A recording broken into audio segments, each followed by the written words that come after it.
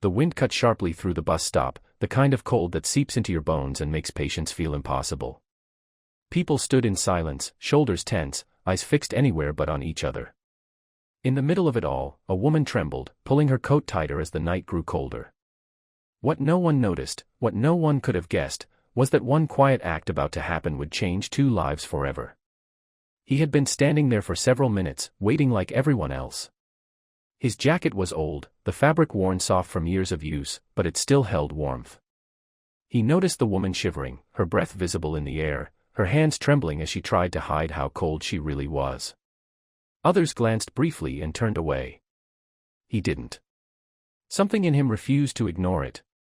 Without thinking too long, he stepped forward and gently offered his jacket, his voice calm, almost apologetic, as if kindness needed permission.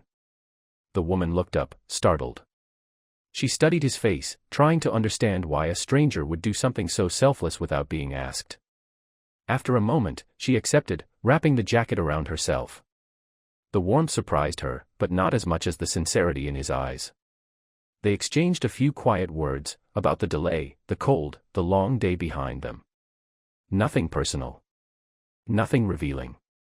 Just 2 people sharing a moment the world usually rushes past. When the bus finally arrived, the doors hissed open, and the crowd moved. She turned to give the jacket back, but he shook his head gently, insisting she keep it.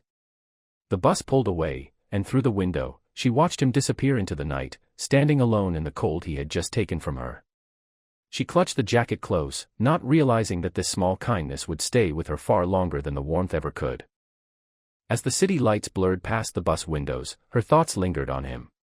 She wasn't used to being seen like that, not without a title, not without expectations. For the first time in a long while, she felt human before she felt important. And somewhere behind her, at a quiet bus stop now nearly empty, a man waited for the next bus, unaware that his simple choice had just begun a story far bigger than either of them could imagine.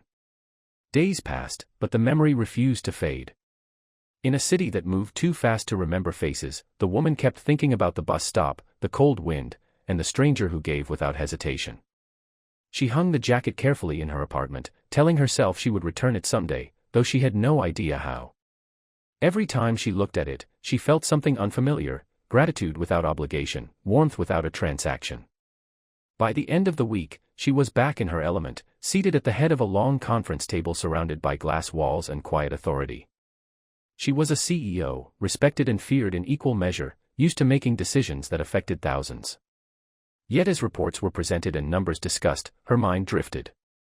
She found herself asking questions that surprised her own team, about people, about effort, about character. Finally, she gave a simple instruction to her assistant: find the man from the bus stop. Not to reward him. Just to thank him. It wasn't easy. No name, no number, no trace beyond a place and a time. But persistence has a way of opening doors. When they finally located him, he was stunned by the invitation, unsure why someone like her would want to see someone like him.